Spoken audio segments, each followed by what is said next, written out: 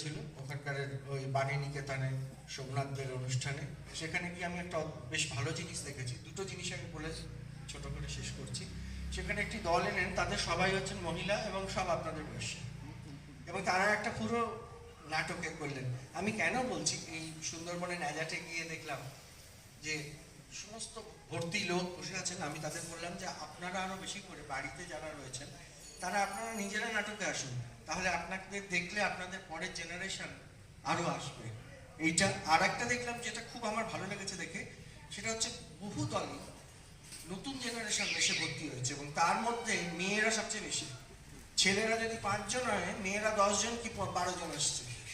এটা আমাদের একটা খুব বড় সংকেত আমাদের কাছে, যে আমাদের যার জন্যে নাটক, যে আমাদের এই সমাজ ব্যবস্থা এই বদলানো বা আরো নতুন করে চিন্তা ভাবনা, সে কাজ কিন্তু আমাদের অজ্ঞাতে বা সজ্ঞানে আরম্ভ হয়ে গেছে। আজকে হয়তো বুঝতে পারছি না, কিন্তু কয়েক বছরের মধ্যেই আমরা দেখতে পাবো নাটকের জয়যাত্রা এগিয়ে চলেছে। খুব ভালো থাকুন সবাই। সংকেতের এই অনুষ্ঠান সাফল্যমণ্ডিত হোক। ধন্যবাদ, নমস্কার। অসংখ্য ধন্যবাদ স্যারকে। আমরা প্রত্যেক বছরই আশা করে থাকি স্যার আমাদের মধ্যে আসবেন, কিন্তু কাজের সূত্রে হয়তো উনি এসে পৌঁছতে পারেন না। এবারে অসংখ্য অসংখ্য ধন্যবাদ যে উনি আমাদের মধ্যে আজ এসেছেন। আর স্যার একটা সত্যি